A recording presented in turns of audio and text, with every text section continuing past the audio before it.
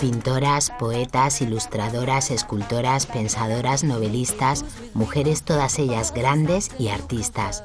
A través de su arte desafiaron las normas sociales en la España de los 30. Sin embargo, sus nombres son poco conocidos o desconocidos o no tan estudiados como los de otros grandes de la generación del 27.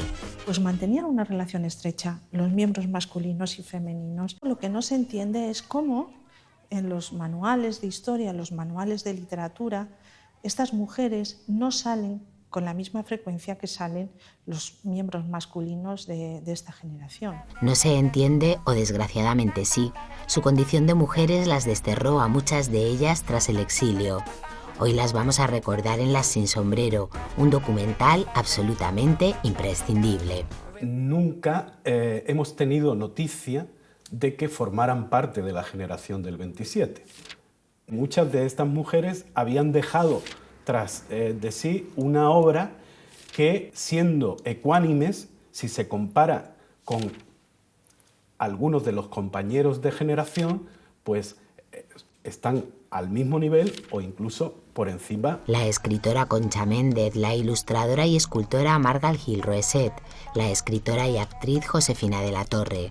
Yo diría que es uno de los iconos de las vanguardias españolas del siglo XX. Es difícil encontrar una energía tan potente que pueda ser tan multidisciplinar y tan eficaz. Maruja Mayo, pintora, Ernestina de Champorcín, poeta.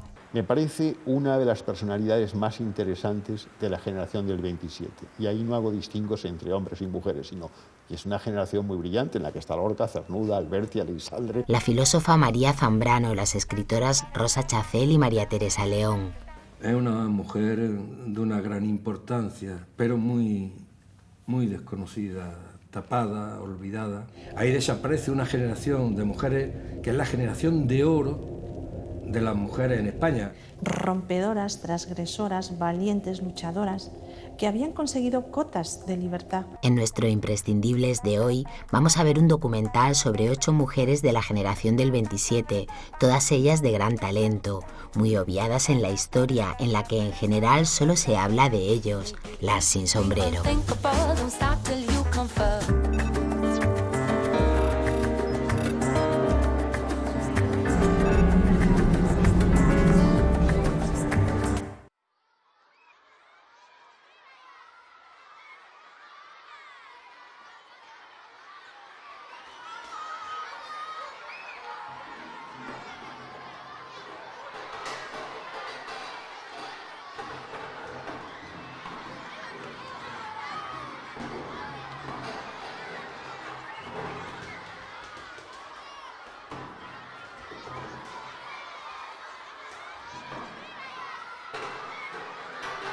Todo el mundo llevaba sombrero, era algo así como un pronóstico de diferencia social. Pero un buen día a Federico Adalí, a mí y a Margarita Manso, otra estudiante, se nos ocurrió quitarnos el sombrero. Y al atravesar la Puerta del Sol nos apedrearon, insultándonos como si hubiéramos hecho un descubrimiento como Copérnico o Galileo, que nos llaman maricones porque se comprende que creían que no despojarse del sombrero, que era como una manifestación del tercer sexo.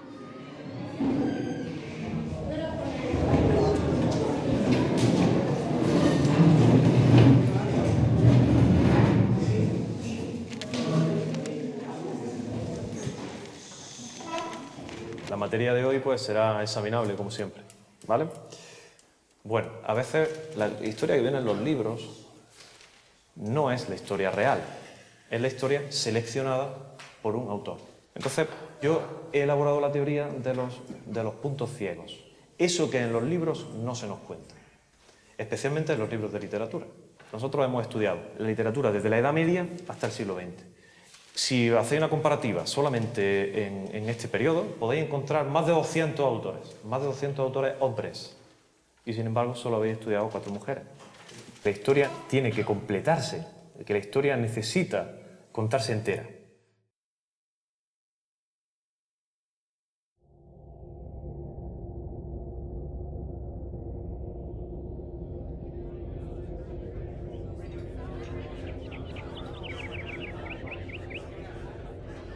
Al final de la década de 1920, surge en España un excepcional grupo de intelectuales y artistas que cambiarán para siempre el panorama cultural español, la conocida como Generación del 27.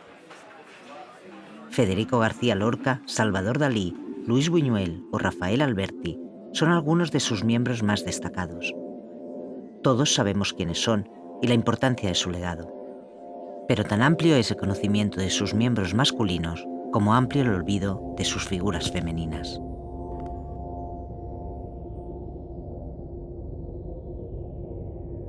Las artistas pertenecientes al grupo del 27 fueron mujeres de gran talento, que entraron sin complejos en el mundo artístico e intelectual de la época, rompiendo las estrictas normas sociales y culturales de una España lastrada por mentes anquilosadas.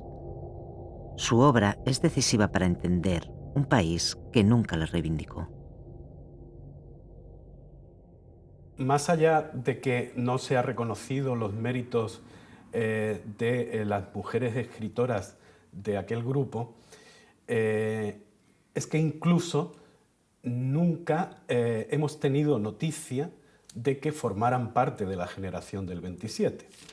Muchas de estas mujeres habían dejado tras de sí una obra que, siendo ecuánimes, si se compara con algunos de los compañeros de generación, pues están al mismo nivel o incluso por encima de muchos de los nombres de varones que recordamos, y sin embargo nadie ha sabido de todas estas mujeres.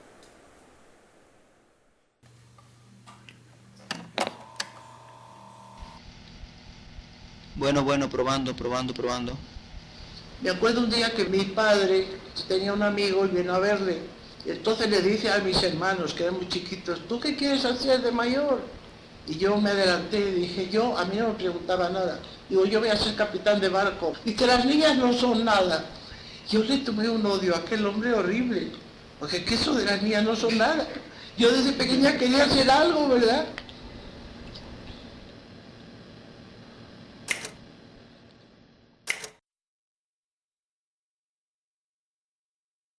La obra de Concha es una poesía muy influida, ¿no? Muy, en cierto modo, al principio mimética de alguna manera, pero con una capacidad receptora grande, de haber leído a los poetas.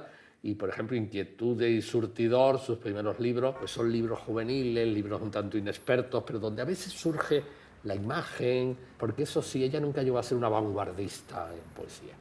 Ella no experimentó por los ismos de la época. Y luego las lecturas que ella misma cuenta, como va descubriendo, porque claro, estas mujeres tienen que ser autodidactas. La influencia de Alberti es clarísima, sobre todo en los poemas de Mar y Tierra. Ese es el título, que es el libro fruto de su viaje a la Argentina, cuando ella decide irse, una chica sola que se va a Buenos Aires.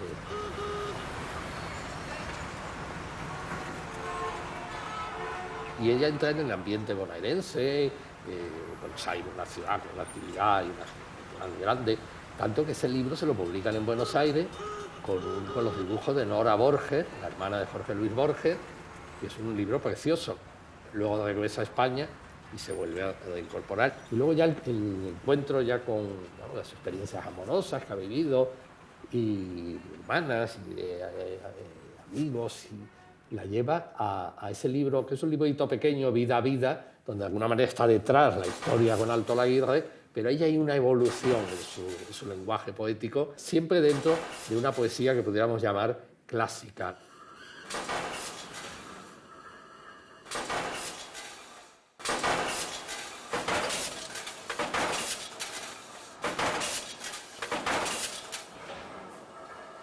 Ellos son impresores, van a ser impresores. Los impresores de la generación del 27 van a publicar una serie de revistas. En 1616, Caballo Verde para la Poesía, que la dirigía Neruda. Hay unas fotos estupendas que ella está con un mono azul en su imprenta. Y verdaderamente era una casa abierta a todo el mundo.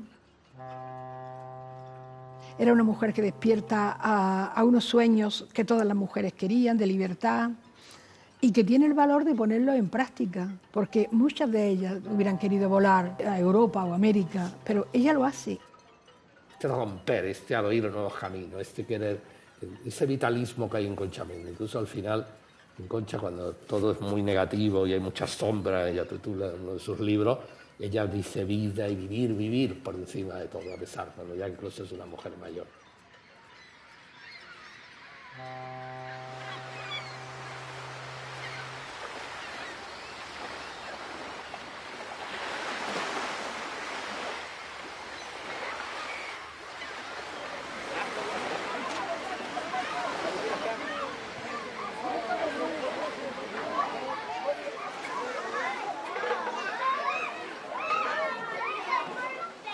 Cuando era niña, empezamos a veranear en San Sebastián. Pues allí hacíamos vida de playa, sobre todo, pero conocí a un chico aragonés, que resultó Luis Buñuel, el director de cine. Éramos de la misma edad y nos pusimos en relaciones. Estas relaciones duraron 7 años. Podemos decir que aparentemente, por las relaciones, por las cartas, por la correspondencia que mantenemos de esa época, pues mantenían una relación estrecha los miembros masculinos y femeninos de la generación del 27. De hecho, emprendieron tareas juntos, colaboraron ambos en las mismas revistas, en la Gaceta Literaria, en la Revista de Occidente, en Ultra, en Alfar, en Verso. Participaron también juntos en tareas tan importantes educativas como las misiones pedagógicas. Después de todo esto, lo que no se entiende es cómo en los manuales de historia, en los manuales de literatura, estas mujeres no salen con la misma frecuencia que salen los miembros masculinos de esta generación.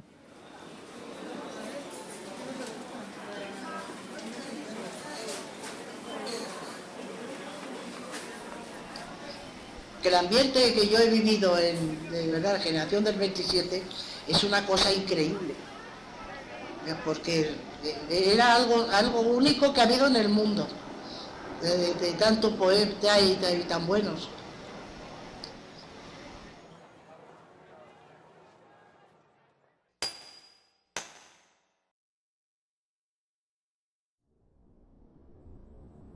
Si tú, espontáneamente, me dieras un beso y me atrajeras, así estrechamente, dejándome oír en tu pecho latirte el corazón, y un poco también la plata de tu voz, sería glorioso. Luego de esa plenitud, qué contenta. Hay una alusión amarga en la prensa de los años 20 que a mí me resulta entrañable. Se la recuerda a ella y a su hermana Consuelo, para empezar por su aspecto. Eran niñas que eran vestidas por su madre de manera bastante peculiar. Llevaban capas, una especie de caperuzas, y no había otras niñas como ellas en Madrid. Eran niñas librescas que leían muchísimo, que leían lo mejor. Leían, por ejemplo, las traducciones de Rabindranath Tagore que habían hecho el matrimonio Jiménez de Camprubí. Ella empezó muy joven. A los 12 años ella ilustró el cuento que escribió su hermana Consuelo, El Niño de Oro, que eran unos dibujos, bueno, de una fuerza, de una imaginación, también de una originalidad tremenda para una niña. Demostraba todo un mundo interior muy precoz al mismo tiempo. La obra de Marga causa furor. Causa furor porque se la ve como la obra de una persona ya formada, de una artista consagrada. Sorprende porque no se espera que una mujer tan joven pueda hacer lo que hace ella. Lo que es también muy interesante es cómo asistimos a finales de los años 20 a una cierta patologización de su figura como autora. Entonces José Francés y otros críticos en cierto modo la virilizan. Su talento es un talento masculino. También lo hará Juan Ramón Jiménez al hacer un retrato de ella en Españoles de Tres Mundos y establece ese contraste entre Consuelo, que es angelical, rubia, férica, y Marga, que es fuerte, casi virilizante. Es sorprendente que una mujer pueda hacer lo que ella hace y también expresar de manera tan profunda el dolor, el desamparo. Son ilustraciones de una gran sensualidad, ilustraciones en las que juega con las nociones de fealdad, con identidades raciales diferentes y con lo abyecto. Son cuerpos emaciados, muy delgados. Ella, ya muy joven, trabajó con un material que otros escultores y otras escultoras no usan hasta muy avanzada su vida, que es el granito. Se necesita una gran maestría y una gran confianza en la propia autoría para poder expresar a través de este material, mucho más difícil que la escayola o que la piedra, el dolor, que ella expresa de manera tan admirable en piezas como La mujer del ahorcado, en la cual vemos a una mujer que parece que está asiendo los pies del hombre que está siendo ahorcado y que se apoya en su hijo de corta edad, un niño que parece de una factura racial diferente a la madre. Es un grupo increíblemente tenso y, como digo, es quizás esta tensión lo que más define toda la obra de esta niña genio. Esculturas no quedaron mucho, creo que quedan solamente como 17. Ella, el último día de su vida, como ya sabes, pues fue a una cantera donde tenía su estudio y destruyó la mayor parte de su obra.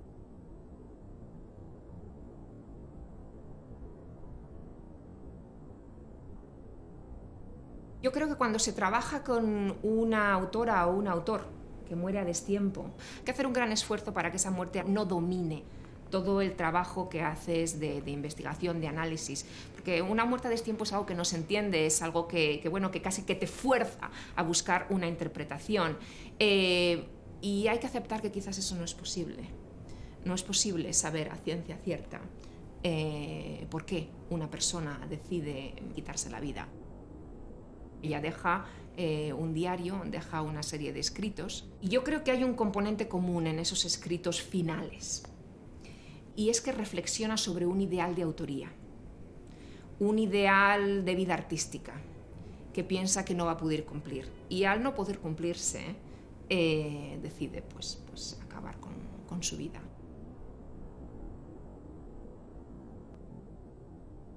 Tengo bastante miedo. Parece que tendré que morirme triste, sin beso, ni corazón, ni voz de plata, ni versos. Ay, imaginar, siempre imaginar. Yo no sé si en ese momento sabré engañarme aún o me moriré de pena.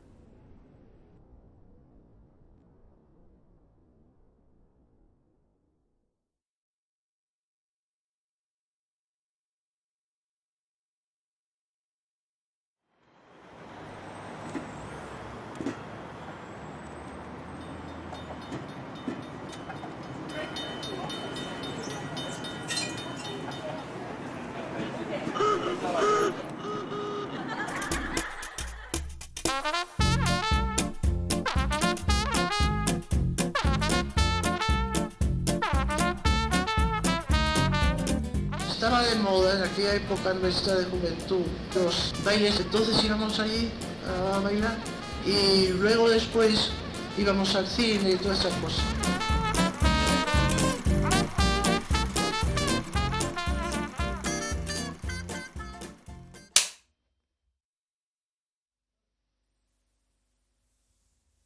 Creo que se han cometido muchas injusticias. Incluso la recuperación de la memoria histórica, con ser no solo importante, sino necesaria e imprescindible, y creo que no se ha hecho todo lo que se debería.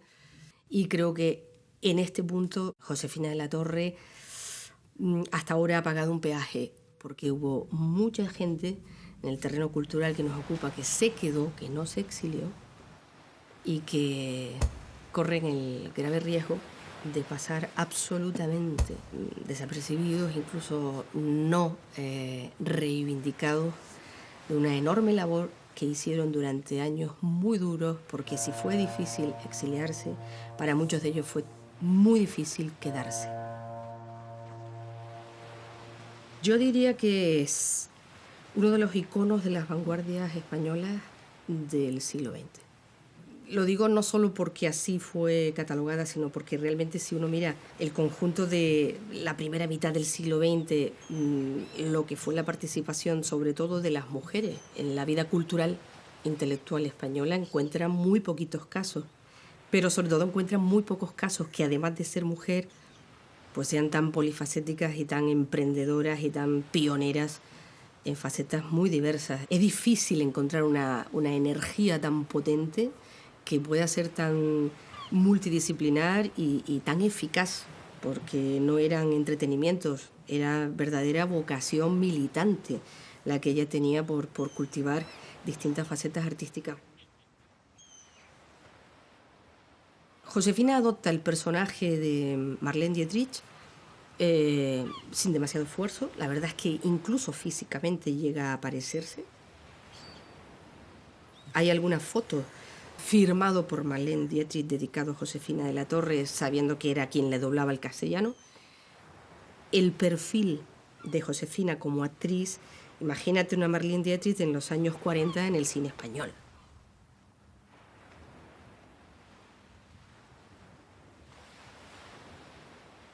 Ella con 20 años, ¿no?, escribe su poemario, ¿no?, que la sitúa en la órbita literaria española y que así lo recoge Gerardo Diego, ¿no?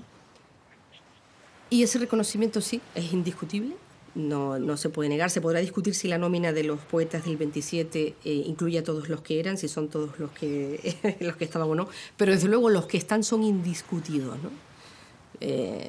Y que ella figure ahí, en la nómina del 34, Antología de la Poesía Española de Gerardo Diego, como una referencia poética de los novísimos en aquel momento, ¿no?, de las vanguardias, y que además ella sea la voz insular dentro de la generación del 27, porque esto también es muy importante, eso es muy propio de ella, así como Alberti es la voz del sur dentro de la generación del 27, Josefina es la voz insular.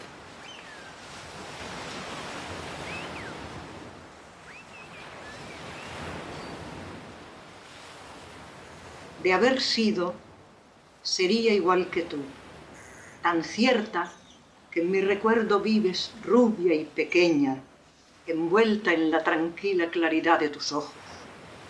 Si hubiera sido, igual que tú sería, sonriente, con tu traje bordado de azucenas y con los brazos con que me rodeabas. Sería tan igual a ti misma que como nunca has sido, ni es, ni ya será, te has quedado oscilando entre mis sueños, mía, prisionera en la luz aquella que he perdido.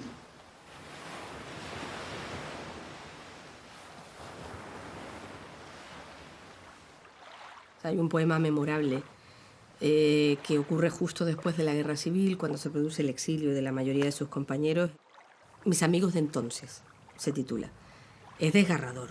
Es un poema desgarrador en el que ella hace un canto, una elegía casi, ¿no?, a lo que fue las relaciones que mantenían hasta ese momento, hasta antes de la guerra, todos ellos, y la pérdida, la ruptura, la enorme fisura que supone en su vida personal y el dolor que le causa esa pérdida. Y dice textualmente: ignoro en qué ciudad y si algún día volveré a sentirme descubierta. Y esa es una llama, es una brasa que a ella le quemó el resto del tiempo.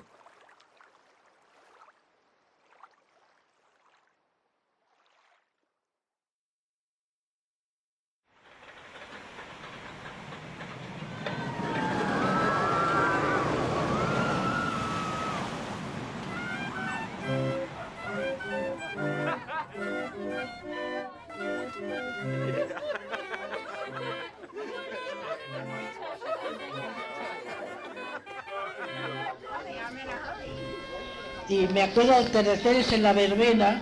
Yo iba con amigos cuando era joven y generalmente con pintores. Era muy curioso. Esta amiga con Maruja Mayo, no sé si a Dalí vendría alguna vez, y nos reuníamos y nos hacíamos retratos en unas barracas. Hay una de un avioncito donde están Lorca, Buñuel, no sé si Dalí también. Yo tenía una que era Manolo tirando del burro y Vicente Alexandre y yo sentados en el cochecito. Maruja Mayo cuando pintaba, empezó así a pintar más. Primero yo la posé para una muchacha en bicicleta que hizo. Y luego mi raqueta de tenis, que era muy bonita, también la inmortalizó, como yo decía. Sí.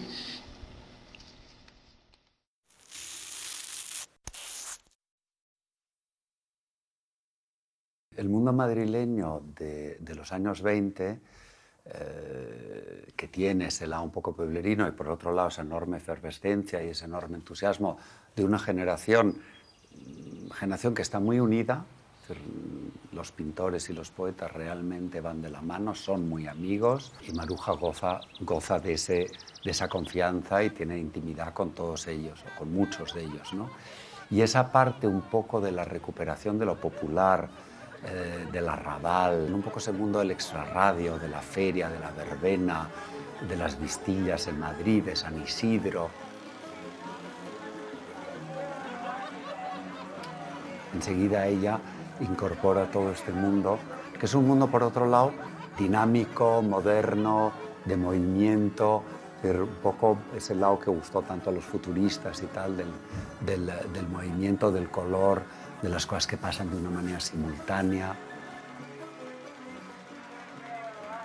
Maruja juega un papel fundamental, primero como elemento renovador de por sí, con esa enorme personalidad que ella tenía, y una enorme vitalidad, una enorme fuerza, una capacidad de comunicación tremenda, un entusiasmo que ella sabía transmitir a los demás, que yo creo que fue un elemento muy importante en su obra y su personalidad. Ella expone su primera gran exposición en la revista Occidente, que no era un sitio destinado a exposiciones de arte, y de hecho es la única exposición que va a organizar Ortega y Gasset y su equipo, es la de Maruja Mayo, que ya es súper emblemático, es súper importante, estamos hablando del año 1928, ¿no? Con lo cual ella es muy consciente de que ella es parte de esa generación. Y dentro de eso, ella es muy consciente de que es parte de un grupo, es decir, el sector femenino, las mujeres, que en ese momento todavía pues, se les consideraba un poco que su misión en el mundo pues, no era precisamente ni quitarse el sombrero, ni pasearse en la calle sin sombrero, ni probablemente exponer, y menos exponer ese tipo de pintura, ¿no? El origen de Sorpresa del Trigo me brotó presenciando la última manifestación del 1 de mayo. Pasaban unos señores con los ojos mirando al cielo. María Zambrano pronunció: estos son los liberales. Después apareció un desfile de una muchachada muy definida con un simulacro de armas. Y yo le dije: estos son los precursores de un nuevo imperio inédito. Y repentinamente apareció entre el desfile un brazo que alzaba un enorme pan que era como una Eucaristía. Me acerqué y le dije: ¿de dónde venís? Y me dijeron: venimos andando desde Tarancón. ¿Y qué queréis? Pan.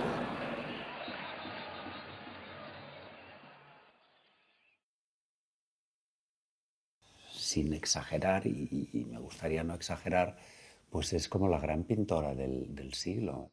No le tiene nada que envidiar a un artista como Frida Kahlo o a un artista como Georgia O'Keeffe. Pasa lo que pasa con todos los demás hombres de la generación del 27, no la mencionan. Cuando ella volvió del exilio, al principio nos contaba que no la reconocían, que cómo que no sabían nada de ella aquí en España, que con el éxito que había tenido en Argentina, en Nueva York y tal, que no la creían las cosas que contaba de la gente que había tratado y tal. Si te pones a ver, Neruda apenas la menciona de pasada en las memorias, Dalí apenas habla de ella, en general hay un silencio absoluto sobre las mujeres de aquella época.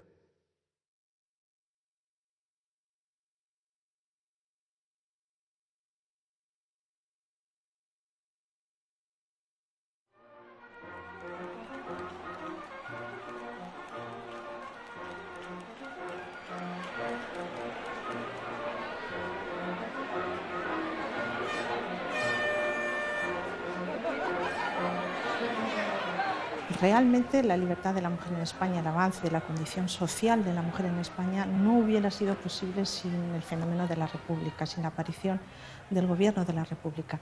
Yo creo que la mujer o la República para la mujer moderna de esa época representó un doble despertar, podemos decir.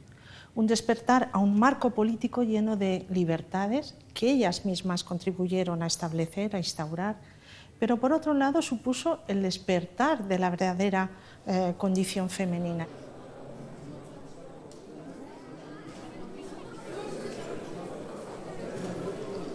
Como yo iba a buscar a Maruja Mayo en el portal del Zaguán, de ahí había como reuniones de grupos estudiantes y era muy interesante oír a las gentes, ¿no?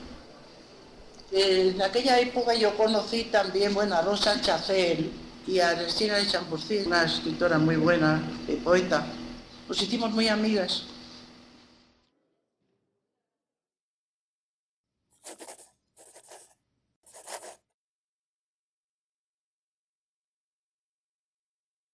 Bueno, para mí Ernestina de Champurcín es mi tía Nina. Este es el punto de partida. Empezó a ser una poetisa, una poeta, como ella decía, ya cuando yo era mayor, que es cuando empiezo a descubrir que era una poeta importante, que había pertenecido a la generación del 27, y empezó a descubrir toda su historia y por lo tanto la reconstruyo marcha atrás, ¿no? De modo que cuando veo, y me acuerdo haber visto con sorpresa un día una exposición suya en Madrid, y de pronto veo en una parada de autobús un gran cartel, Ernestina de Champurcín. Y para mí fue, no es posible, mi tía Nina, pero ¿qué hace de pronto en un cartel en medio de la calle?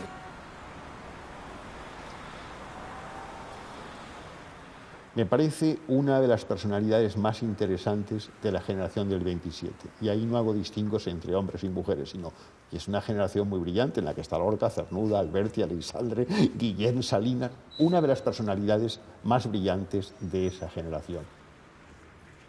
Ella se inicia como discípula asumida y voluntaria de Juan Ramón Jiménez, en quien ve naturalmente al gran poeta de la modernidad.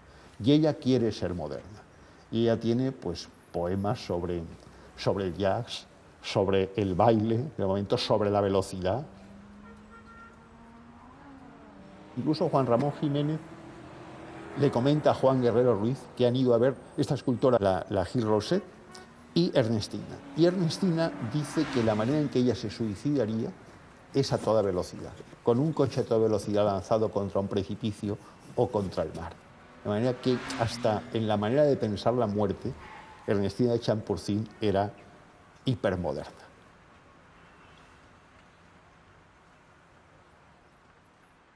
Se van abriendo puertas. ¿Hacia dónde?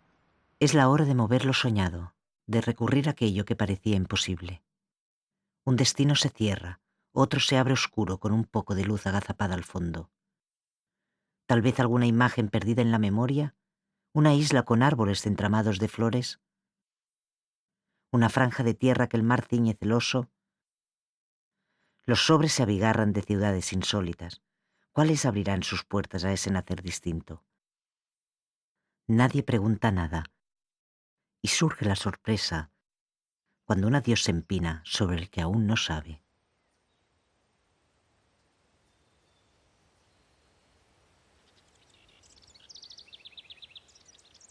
La singularidad, precisamente, de Ernestina de Champurcín es su exilio continuo. Es un caso muy distinto a la Chacel, es un caso muy distinto a Maruja Mayo, ¿no? Ella tiene un libro que se llama Primer Exilio. Claro, está muy bien titulado, porque exilios tiene muchos. Tiene un propio exilio en su casa. La familia aristocrática que de pronto se encuentra con una hija que les ha salido republicana. Que dentro de la propia historia de la República ella pertenece a Izquierda Republicana, un partido casi de cuadro que una vez en el exilio, pues realmente se encuentra en franca soledad y casi sin auxilio. Luego, en México, tiene pues el exilio natural, pero luego muere su marido, de manera que después del año 47 o 48 ella sufre un exilio de todo tipo, y eso la lleva a una crisis de tipo anímico-espiritual que hace resurgir en ella la idea de un poema religioso. Poema religioso que ella entiende como la comunicación más directa con Dios. Y eso le hace derivar hacia el Opus Dei, que es donde ella termina. Y hasta los años 70 no regresa a España, pero cuando regresa a España ve también, aparte de Carmen Conde y a Vicente Alisaldre, Pues a Rafael Alberti, que también ha vuelto, a Rosa Chacel, a Maruja Mayo, pero está exiliada dentro de los que han vuelto de ese exilio. Ella encuentra paredes. Y el tema de la pared, que es claro los límites impuestos no por uno mismo, sino por los otros, especialmente por la familia o por la sociedad, ella los tematiza de una manera interesante, diciendo que, claro, la página no puede ser una pared, sino la página para ella es la libertad.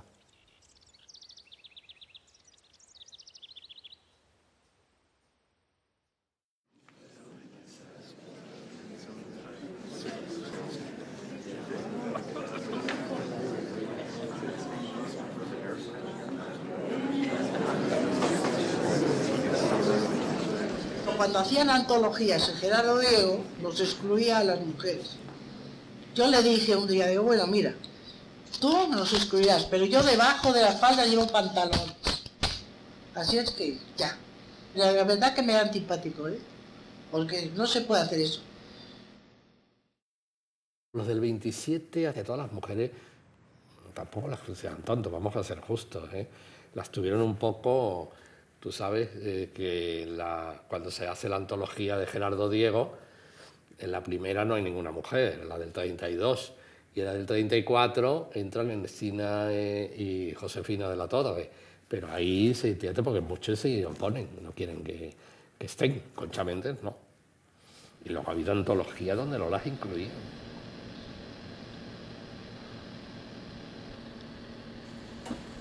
Un día al entrar a la granja de Lenar, en el café, me encuentro a Federico García Lorca, que estaba con Manuel Alto Aguirre. Entonces Federico nos presentó. Bueno, Manuel se había ganado en París la vida con la imprenta. Entonces conoció a Picasso y a todas estas gentes. Yo pensé en la imprenta de y dije, voy a ver si aprendo imprenta. Mientras me sale otra chamba o me caso o lo que sea, pues yo voy a aprender imprenta con esto. Se hace una revista, que es la revista Héroe. El primer número es de Manuel Alto Aguirre y es en 1931. El segundo es de Rosa Chacel.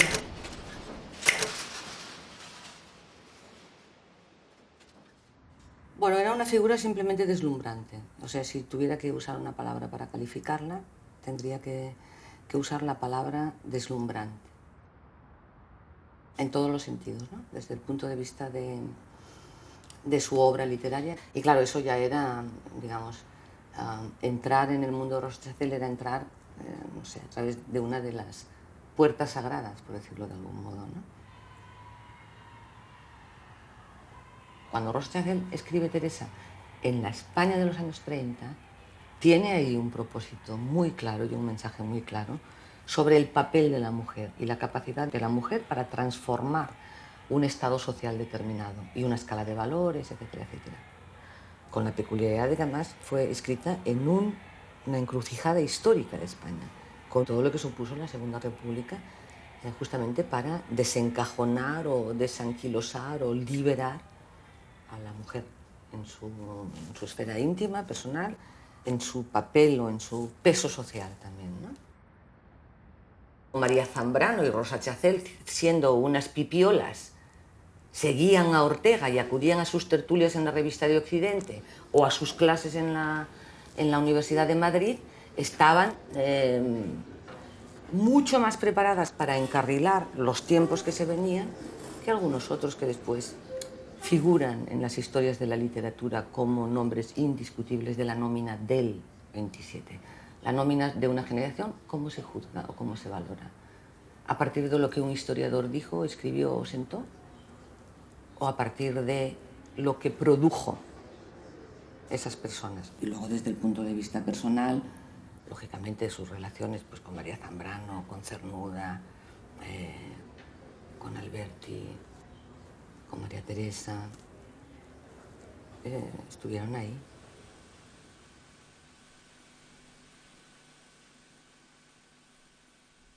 Me levanto si quiero y si no quiero no me levanto.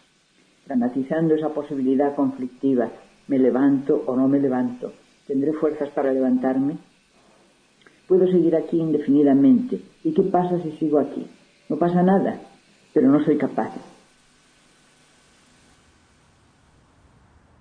Rosa Chacel se desvinculaba mucho de la línea lacrimógena en todos los aspectos, incluido el exilio, ¿no? Entonces ella decía, lógicamente, el dolor del fracaso de un proyecto que sería el que supuso la Primera República, eso es innegable, la sensación pues eso, de fracaso o de derrota, pero no hubo jamás nostalgia.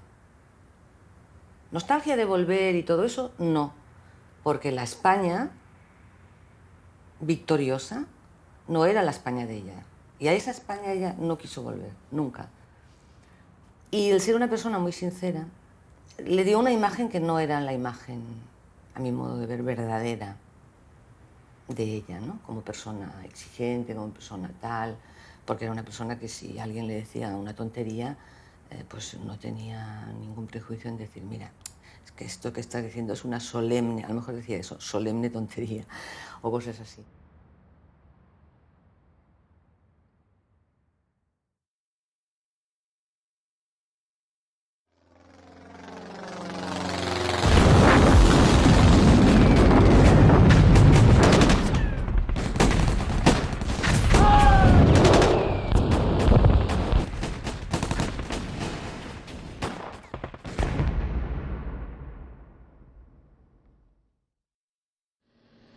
Y ya empieza la cosa de infamia, que es una cosa horrible, la de los paseos.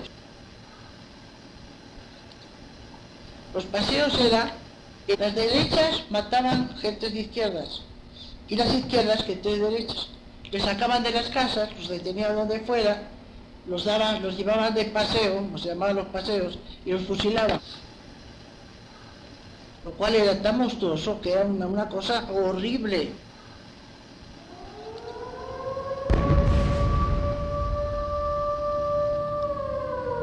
Empiezan los bombardeos en Madrid.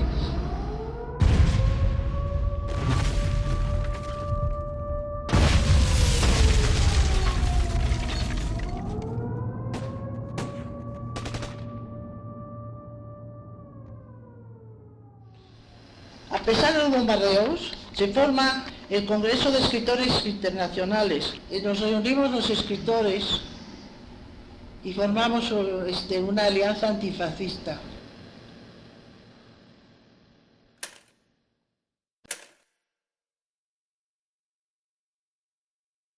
María Teresa León juega un papel importantísimo como secretaria de la Alianza de Escritores Antifascistas y como una de las principales artífices del lanzamiento del segundo Congreso de Intelectuales en Defensa de la Cultura. Se recorre medio mundo y lucha porque triunfe ese segundo Congreso e incluso tiene una entrevista con Stalin. Bueno, la entrevista de María Teresa León y Rafael con Stalin fue de 2 horas y cuarto. Y lo convence de que tienen que venir los escritores revolucionarios a Madrid, a la Madrid sitiada.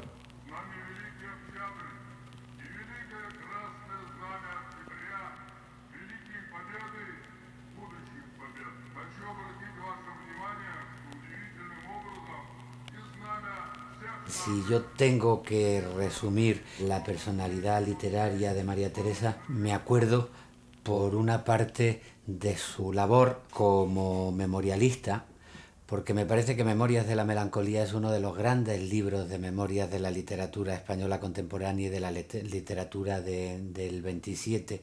Quien quiera hacerse una idea de lo que significó la España de la República desde el punto de vista de una mujer, lo unida que iba la libertad de una mujer con la libertad republicana, quien quiera hacerse una idea de lo que significó la guerra, de lo que significó el exilio, desde luego tiene que leer Memorias de la Melancolía, que es un maravilloso libro.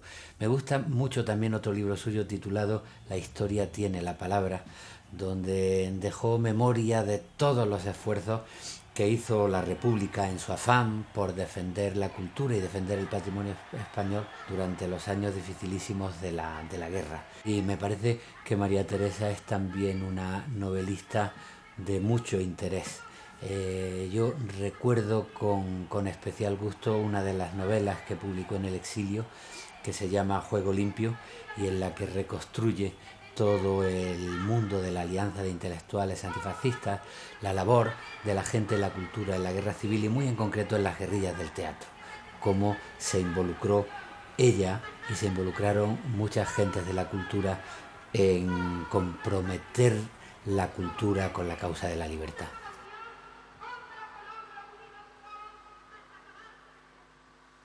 En Madrid sitiado en agosto de 1937, en la Alianza de Intelectuales hicimos el primer homenaje que se hizo a Federico muerto.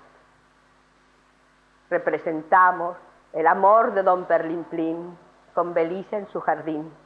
Yo era Belisa y el pintor Santiago Tañón era don Perlimplín. Son recuerdos tristes. Ha pasado el tiempo, ahora todavía pensamos que pobre Federico no puede estar con nosotros, no puede aparecer con su chistera aquella tan divertida, quitársela y que vuele una paloma.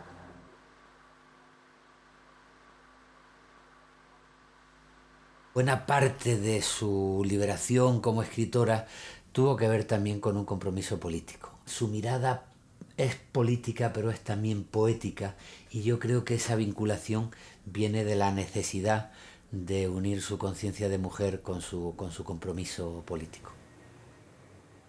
Es una mujer de una gran importancia, pero muy desconocida, tapada, olvidada. En una de las obras que hizo Alberti entonces, El hombre deshabitado, se dice aquello de: una paloma blanca duerme en la nieve, quisiera despertarse pero no puede, ay, pero no puede. Yo creo que ahora se oiría desde la puerta de eso, sí se puede despertar esa paloma blanca y se puede comentar objetivamente lo que supuso la historia y la trayectoria política, cultural y feminista de María Teresa León Goyri.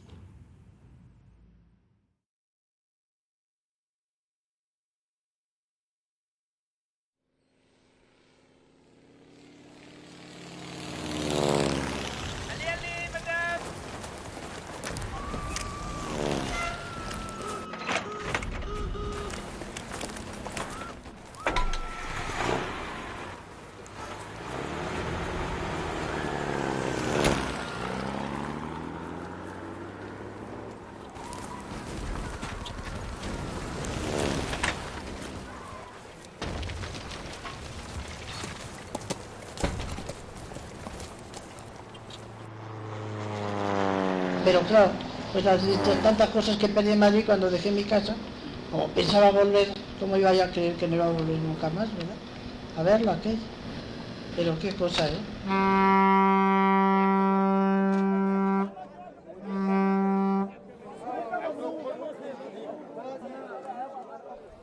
Desde el barco mi hija se contagia. Y se nos pone enferma y llegamos a Cuba con ella mal. Con la niña enferma nos quedamos en un hotel. María Zambrano estaba también en Cuba. Me telefonea y me dice que vaya a cenar con ella, que su marido ha tenido que salir, que si quiero ir a cenar con ella. Esta mujer es filósofa y alumna de Ortega y Gasset, el filósofo español. Para él es una mujer predilecta. Dice que no hay ningún discípulo que tenga la inteligencia de esta. Él me lo dijo a mí una vez.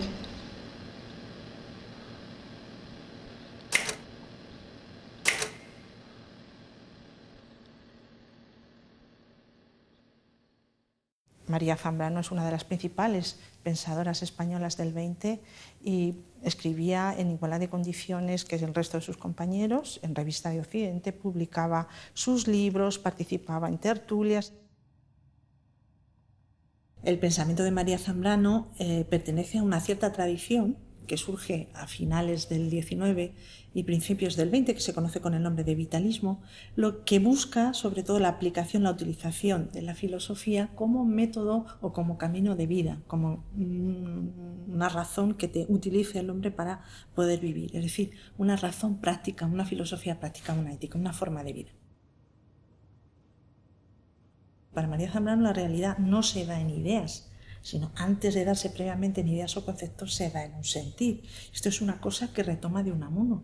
Ortega piensa que la realidad se traduce en conceptos, en ideas. María Zambrano, sin embargo, practica más una filosofía mucho más intuitiva, más de la intuición.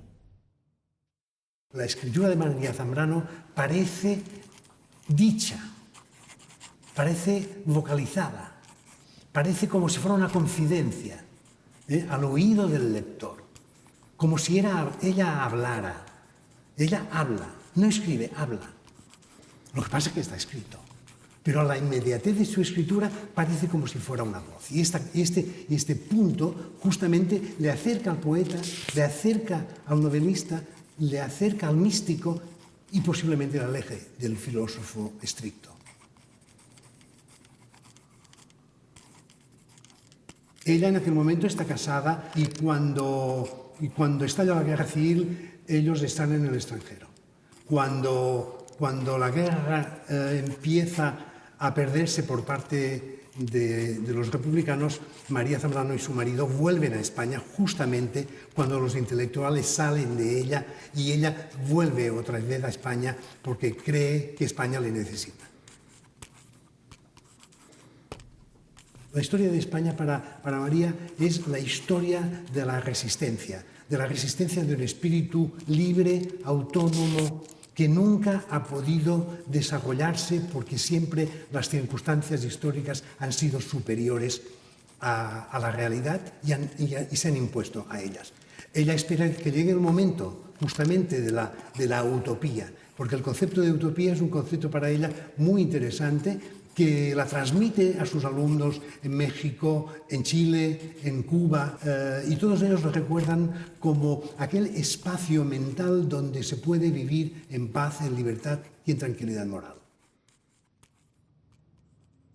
Ella es consciente de que su propia generación es la que protagonizó el gran cambio de España.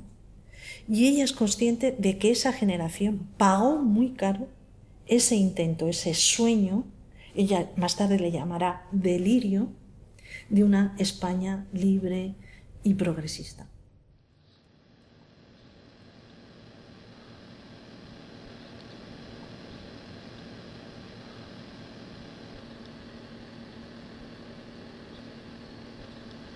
Estamos haciendo una cosa muy diferente a todo lo que se hace en biografías y todo eso.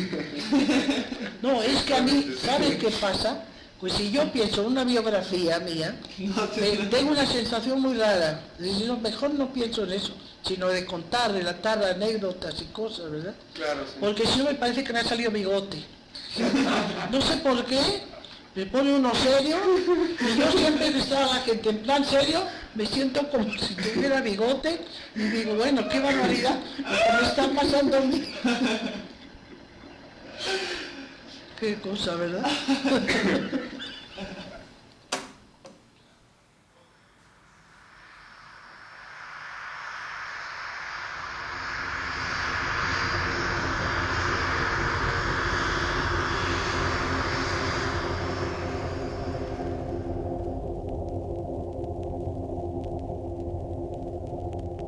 El hecho de ser exiliado conlleva durante 40 años de dictadura la marginación, el silencio, la postergación de todos estos autores.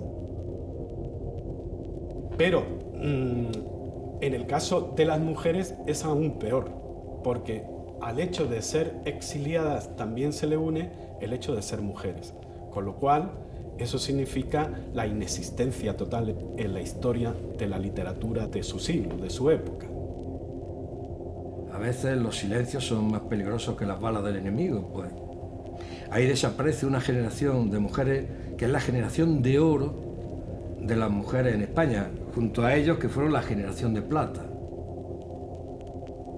La nueva generación de la democracia, las primeras mujeres de la generación de la democracia, sentimos curiosidad por saber qué había pasado antes de Franco. Y nos encontramos con la agradable y emocionante sorpresa de que había habido mujeres rompedoras, transgresoras, valientes, luchadoras, que habían conseguido cotas de libertad mucho más amplias que las que teníamos en ese momento en España. Eso a mí me permitió reconciliarme con la historia de mi país.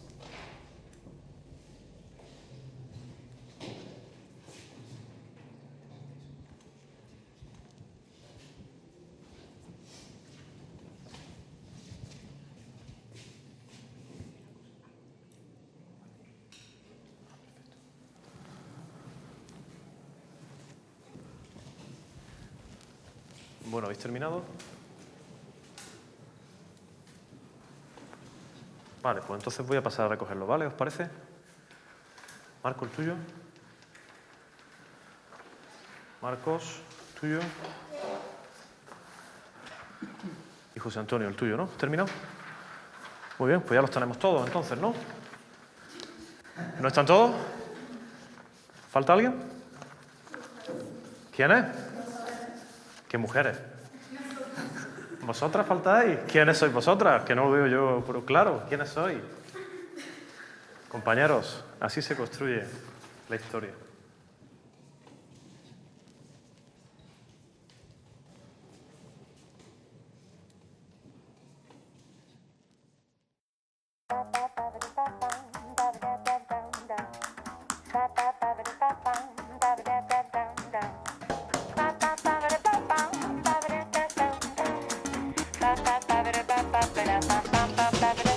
Make it ooze with the unthinkable. Don't stop till you come first. Life's so unpredictable. Take control of what you're worth. Wasting time's forgivable, but nobody wants to grow old. It's time for the original to come and break the mold. Take it easy, just one step at a time, and baby, you'll be fine. Take a race, don't hold back. Get yourself back on track. Keep on moving, don't stop. Don't stop, don't stop. Let your senses guide you. Shake it up, inspire you. Do anything you want to, but don't stop, don't stop.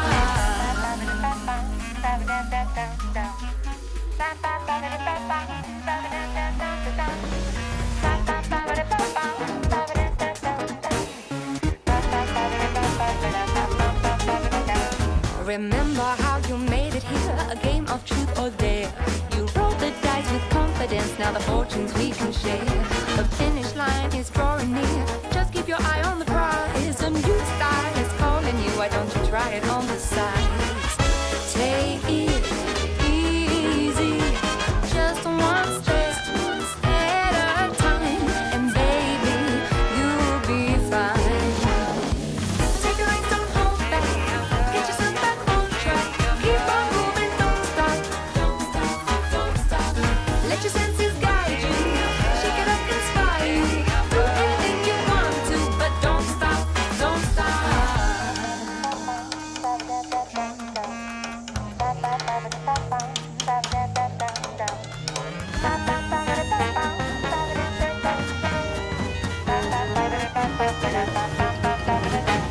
A crowd of hungry animals are eager to sneak in.